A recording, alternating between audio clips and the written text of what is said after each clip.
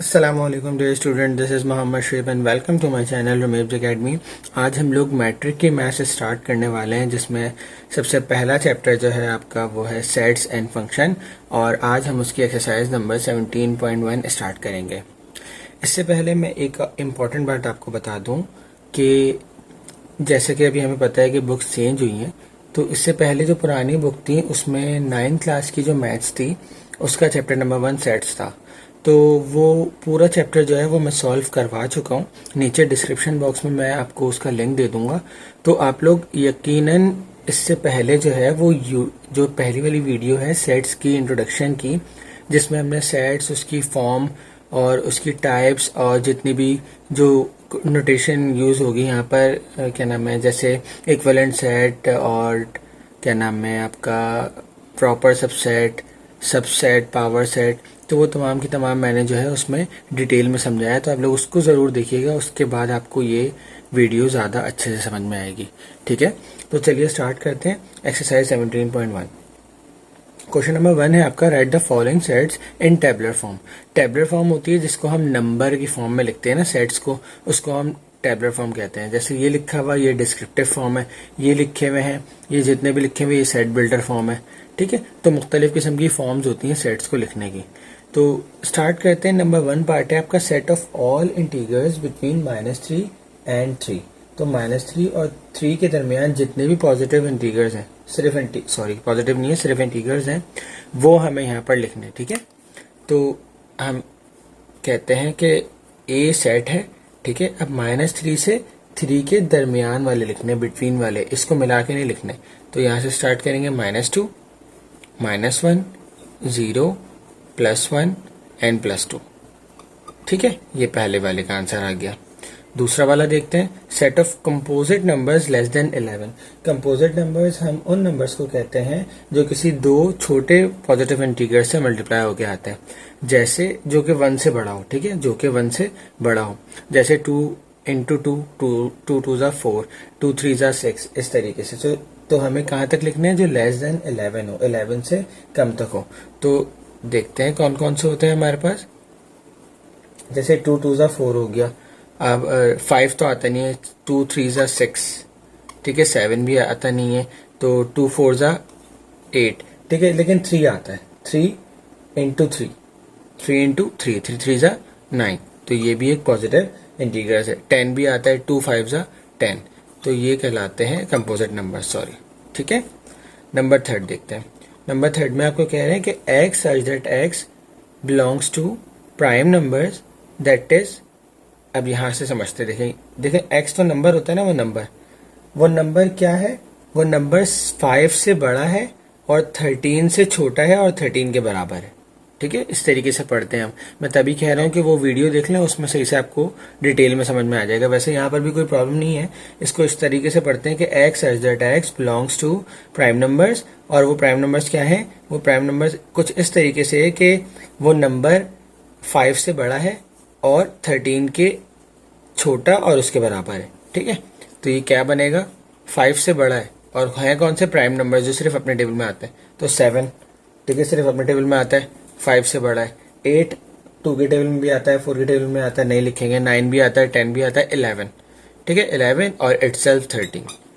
तो ये हो गया हमारा थर्ड पार्ट। फोर्थ पार्ट में कह रहे हैं y such that y belongs to odd numbers, और वो ऑड नंबर्स क्या है, वो ऑड नंबर्स कुछ इस तरीके से हैं कि जो 7 से क्या है, बड़े हैं और 17 से छोटे हैं। 7 से बड़े, 17 से छोटे हैं, लिखा है ना, 7 से ग्रेटर और 17 से लेसर। ठीक है, तो हम क्या लिखेंगे, बताया भाई, ऑड नंबर्स लिखने हैं, सिर्फ हमें ऑड नंबर्स लिखने हैं। तो 9, 11, 13 एंड 15।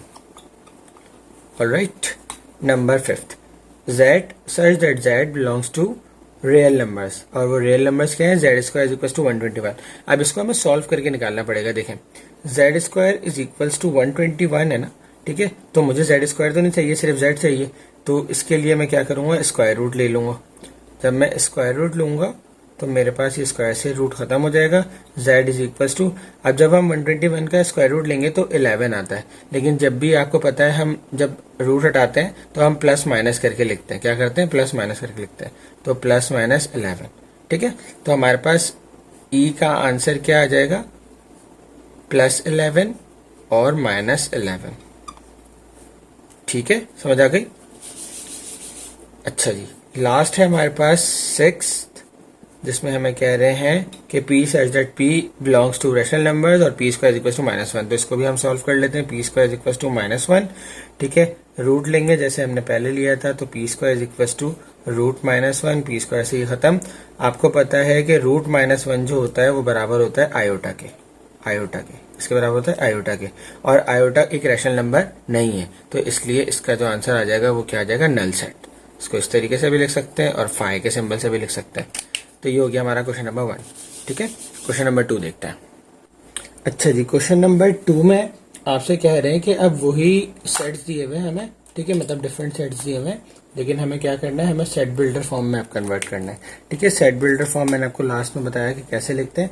तो चलिए स्टार्ट करते हैं। Set of all rational numbers between 5 and 6, 5 और 6 के दरमियान जितने भी रैशनल नंबर्स आते हैं वो हमें क्या करना है, सेट बिल्डर फॉर्म की फॉर्म में लिखना है। तो नंबर 1, सेट बिल्डर फॉर्म को लिखने के लिए हम कुछ सिंबल्स का इस्तेमाल करते हैं, जैसे ये वाला x such that x belongs to rational number. Rational number को किससे डिनोट करते हैं, q से।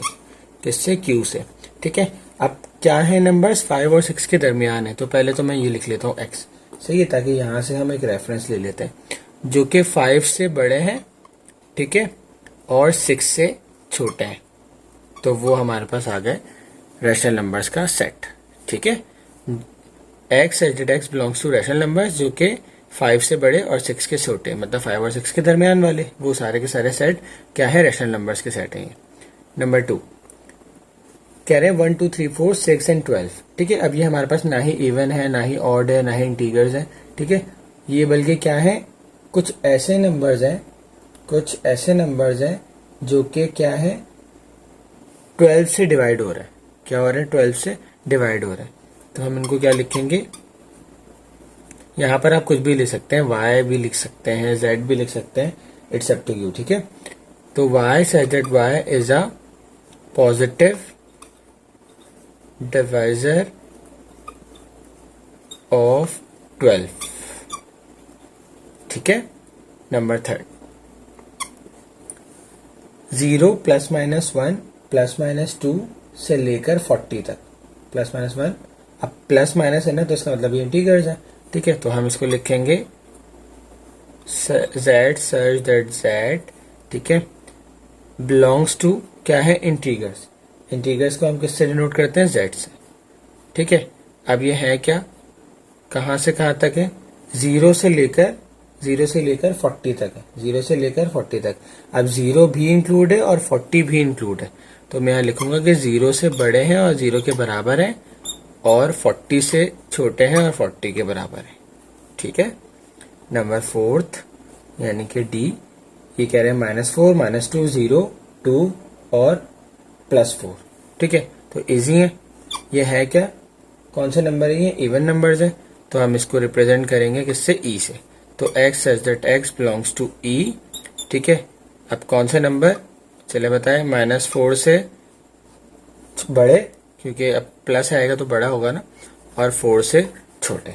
ठीक है, लेकिन बराबर भी, इसके इक्वलेंट भी है। ठीक है, number 5 e is equal to 1 4 9 16 and 25। 1 4 9, अब ये भी कोई सेट नहीं बन रहा, बल्कि इस किस्म की कोई फॉर्म बन रही है। अब वो देखिए कौन सी है, 1 का स्क्वायर 1, 2 का स्क्वायर 4, 3 का स्क्वायर 9, 4 का स्क्वायर 16। तो मतलब ये जो फर्स्ट नेचुरल नंबर्स होते हैं ना, जो फर्स्ट नेचुरल नंबर है, उनके क्या है, ये स्क्वायर है। क्या है, स्क्वायर। तो इसको भी हम ऐसे डिस्क्रिप्टिव टाइप लिखेंगे कि x such that x is the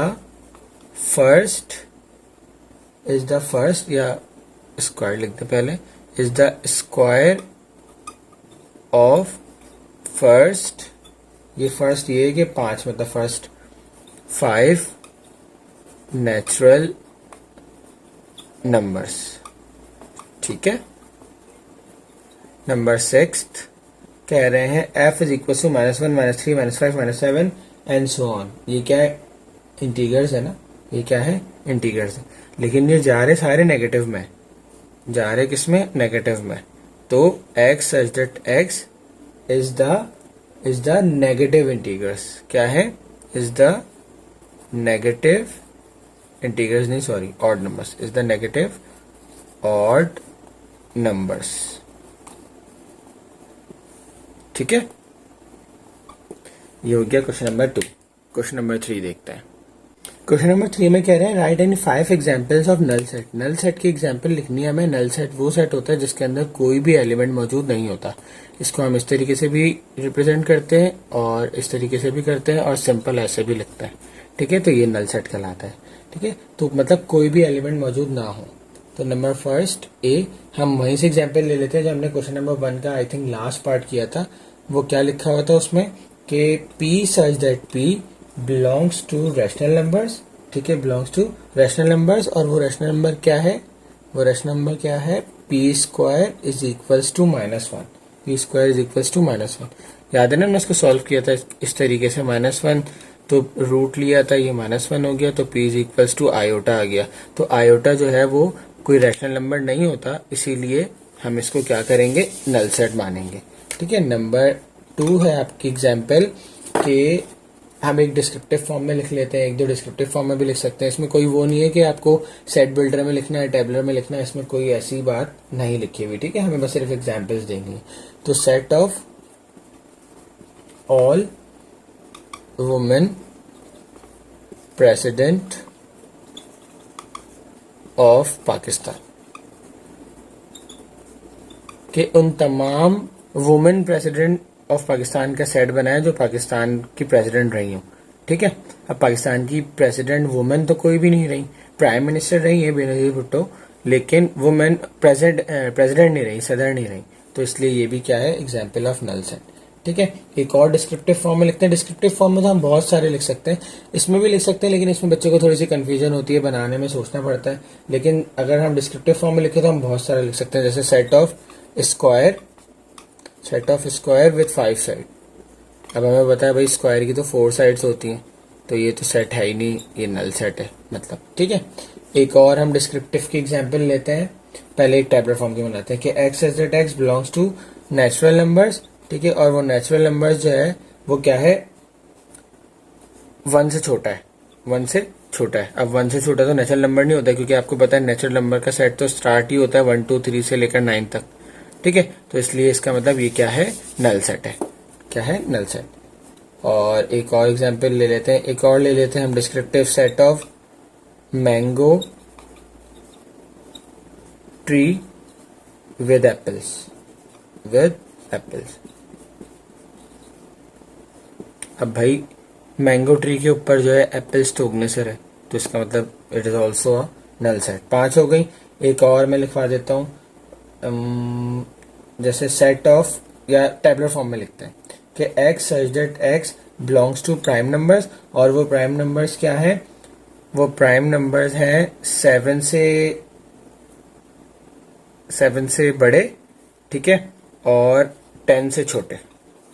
अब प्राइम नंबर्स मैंने आपको बताया था कौन से होते हैं, जो सिर्फ अपने टेबल में आते हैं. तो भाई 7 से बड़े और 10 से छोटे, तो 8 9 हो गए. अब 8 और 9 दोनों ऐसे हैं जो प्राइम नंबर्स नहीं है. ठीक है, क्योंकि 8 भी आता है, 2 4 ज़ा 8, 4 2 ज़ा 8. ठीक है, और 9 भी आता है, 3 3 ज़ा 9. तो these all are examples of null set. ठीक है, क्वेश्चन नंबर 4. क्वेश्चन नंबर 4 में आपसे कह रहे हैं कि क्लासिफाई करना है हमें कि इनमें से कौन से फाइनाइट सेट है और कौन से इनफाइनाइट सेट है. फाइनाइट सेट वो होते हैं जो लिमिटेड होते हैं, इनफाइनाइट वो होते हैं जो अनलिमिटेड होते हैं. जैसे अगर मैं बात करूं कि अगर हम आसमान देख रहे हैं, ठीक है, तो उसमें मैं बोलूँ कि भाई इसमें मून कितने हैं, तो फाइनाइट है, एक ही मून है. ठीक है, और अगर मैं बोलूँ स्टार्स कितने हैं, तो वो इनफाइनाइट है, बहुत सारे स्टार्स है ना, हम उसको काउंट नहीं कर सकते. तो this is an example of infinite set. ठीक है, तो इसमें से भी हमें बताना है कि कौन सा फाइनाइट है और कौन से इनफाइनाइट है. तो सेट ऑफ एशियन कंट्रीज. अब एशिया आपको पता है ना, एक मखसूस है, उसकी कंट्रीज भी मखसूस है, यानी कि हम काउंट कर सकते हैं, काउंटेबल है. तो this is a finite set. ठीक है, number 1. Number 2, set of all medical universities of the world. अब हमें पता है कि मेडिकल यूनिवर्सिटीज भी वर्ल्ड में कितनी है?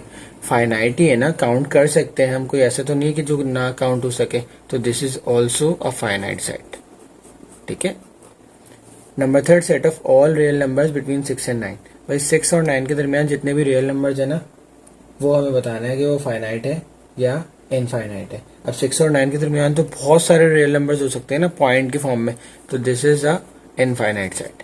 ठीक है, अब ये 4 और 5 जो है ना, ये आपका होमवर्क है, ये आपको खुद बताना है और मुझे कमेंट सेक्शन में बताना है ये क्या है। अगर गलत बताएंगे क्योंकि मसला नहीं है, मैं आपको कमेंट सेक्शन में समझा सकता हूँ। तो आप लोग अपना आंसर जरूर मुझे जो है वो कमेंट सेक्शन में बताइएगा 4 और 5 का। ठीक है, क्वेश्चन नंबर 5 देखते हैं। क्वेश्चन नंबर 5 में कह रहे हैं कि write an equivalent set, an improper subset and 3 proper subset of the following set.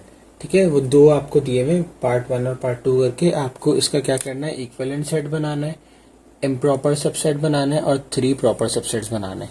तो इक्विवेलेंट सेट क्या होता है, मैं आपको फिर कहूंगा कि वो वाली वीडियो देख लें एक दफा दोबारा, उसके बाद फिर ये वाला टॉपिक समझिएगा तो ज्यादा समझ में आएगा। वैसे मैं यहाँ पर बताता हूँ, इक्विवेलेंट सेट हम उस सेट को कहते हैं जिसके अंदर सेम नंबर ऑफ एलिमेंट हो, सेम नंबर ऑफ एलिमेंट हो, उन्हें इक्विवेलेंट सेट कहा जाता है। और इसको हम रिप्रेजेंट करते हैं कुछ इस वाले सिंबल से, ऐसे। ठीक है, इम्प्रॉपर सबसेट, इम्प्रॉपर सबसेट वो सेट होता है जो कि इक्वल हो, जो कि इक्वल हो। जैसे मिसाल के तौर पे ए है हमारे पास ABC, ठीक है, और B जो है हमारे पास है first set of first 3 letters, first 3 letter, set of first 3 letters. ठीक है, तो ये क्या है, दोनों इक्वल है ना, दोनों इक्वल है, तो B is an improper subset of A। ठीक है, या A is an improper subset of B। ठीक है, और नंबर थर्ड है आपका प्रॉपर सबसेट। प्रॉपर सबसेट क्या होता है, जो कि इसका सबसेट हो, मतलब इससे छोटे वाले हो, जैसे AB, AC, ये क्या है, प्रॉपर सबसेट है। ठीक है, और इसको रिप्रेजेंट करते हैं हम कुछ इस तरीके से, इस वाले सिंबल से। ठीक है, और इसको तो इक्विवेलेंसी होती है, इसलिए इसको A is equals to B करके ऐसे लिखते हैं। ठीक है, तो चलिए बनाते हैं हम इसके इक्विवेलेंट, इम्प्रॉपर और 3 प्रॉपर सबसेट। सेकंड वाला जो है वो आपका होमवर्क होगा। जैसे मिसाल के तौर पे मैं एक सेट कंसीडर करता हूँ जिसका पार्ट 2 है, जिसका पार्ट 2 है, और वो है Q is equals to -2, -1, 0, 1 and 2। ठीक है, तो अब मैं यहाँ लिख सकता हूँ कि P is equivalent set of Q, क्योंकि दोनों में सेम नंबर ऑफ एलिमेंट है। तो ये पार्ट पहला वाला 1 तो कंप्लीट हो गया, इक्विवेलेंट सेट वाला। ठीक है, इम्प्रॉपर सबसेट मुझे बनाना है, क्या बनाना है, इम्प्रॉपर सबसेट। तो इसका इम्प्रॉपर सबसेट मैं मिसाल के तौर पर ले लेता हूँ Q। ठीक है, और यही लिख देता हूँ AEIOU। ठीक है, या ये लिख सकता हूँ कि, और ये भी लिख सकता हूँ मैं डिस्क्रिप्टिव फॉर्म में कि सेट ऑफ वॉवेल्स। ठीक है, तो ये क्या हो गया, इम्प्रॉपर सबसेट हो गया किसका, P और Q का। तो ये भी लिख सकते हैं that is P is equals to Q। ठीक है, और नंबर थर्ड हो गया आपके पास, आपको क्या करना है, प्रॉपर सबसेट बनाना है। क्या बनाना है, प्रॉपर सबसेट बनाना है। तो मैं Q ही लेता हूँ। ठीक है, और पहला प्रॉपर सबसेट इसमें से बनाता हूँ AE। ठीक है, दूसरा बनाता हूँ E और O, और तीसरा बनाता हूँ I और U। ठीक है, कुछ भी बना सकते हैं, बहुत सारे प्रॉपर सबसेट बन सकते हैं ना इसके। तो ये हो गया हमारे पास प्रॉपर सबसेट, ये 3 बना दिए, और भी बन सकते हैं। तो ये हो गया हमारा पार्ट 1, इसका पार्ट 2 आपने खुद से करना है। क्वेश्चन नंबर 6 में आपसे कह रहे हैं कि हमें 2 एग्जाम्पल देनी है सिंगलेटन की। ठीक है, और सेट बिल्डर फॉर्म में। अब सिंगलेटन क्या होता है, ये वो सेट होता है जिसके अंदर सिर्फ और सिर्फ एक एलिमेंट मौजूद होता है। कौन सा होता है, इसमें सिर्फ एक एलिमेंट मौजूद हो, उसको हम कहते हैं सिंगलटन। इसको यूनिट सेट भी कहा जा सकता है, लेकिन इसका जवाब हमें सेट बिल्डर फॉर्म में देना है। टेबलर फॉर्म में देना होता है या डिस्क्रिप्टिव फॉर्म में देना होता है, वो इजी होता है ना, बहुत ज्यादा इजी होता है। तो सेट बिल्डर फॉर्म में देना है, थोड़ा सा डिफरेंट होगा लेकिन है इजी। जैसे मिसाल के तौर पे मैं कहता हूं कि x such that x belongs to whole numbers, belongs to whole numbers, और वो होल नंबर्स जो है वो क्या है, is less than 1, is less than 1। तो लेस देन 1 से होल नंबर्स जो है वो कौन से होते हैं, सिर्फ 0 होता है, सिर्फ 0 होता है। तो इसका मतलब ये क्या है, एग्जाम्पल है सिंगलटन की।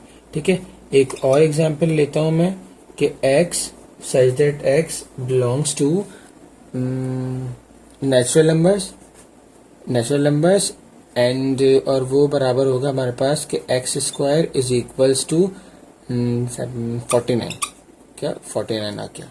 ठीक है, अब देखें अभी एक्स स्क्वायर इक्वल टू 49 है ना, मुझे तो एक्स चाहिए, रूट लिया तो ये हो गया हमारे पास x is equal to root 49, तो x इज इक्वल टू 7, क्या आ गया 7। तो this is an also example of singleton. ठीक है, क्वेश्चन नंबर 7। क्वेश्चन नंबर 7 में आपको पावर सेट निकालने के लिए कह रहे हैं, और पावर सेट आपको पता है क्या होता है, बराबर होता है 2 की पावर n। तो अगर यहाँ पर 3 नंबर ऑफ एलिमेंट है तो n की जगह आ जाएगा 3, तो 2 की पावर 3 मतलब 2 इंटू 2 इंटू 2, तो 2 2 ज़ा 4, 4 2 ज़ा 8। तो इसका मतलब इसके 8 सबसेट्स बनेंगे और वो सबसेट्स कहलाएंगे पावर सेट। तो हम इसको डिनोट करते हैं P से, और इस सबसेट्स के अंदर नल सेट भी इंक्लूड होता है। तो एक नल सेट आ गया, एक 5 इटसेल्फ, फिर 10, फिर 15, इसके बाद दो दो का पेयर बनाएंगे हम, तो 5 10, ठीक है, इसके बाद 5 15, ठीक है, इसके बाद 10 15, कितने हो गए देखें, 1 2 3 4 5 6 7, और एक लास्ट आ गया 5 10 15। तो this is the power set. ठीक है, ये हो गया हमारा आंसर। एक रह गया हमारे पास क्वेश्चन नंबर 8। तो जी लास्ट क्वेश्चन है हमारे पास, find a set which has only, अब ये 3 पार्ट दिए में, 2 proper subset, 1 proper subset, no proper subset. तो हमें एक ऐसा सेट बताना है जिसके अंदर 2 प्रॉपर सबसेट हो।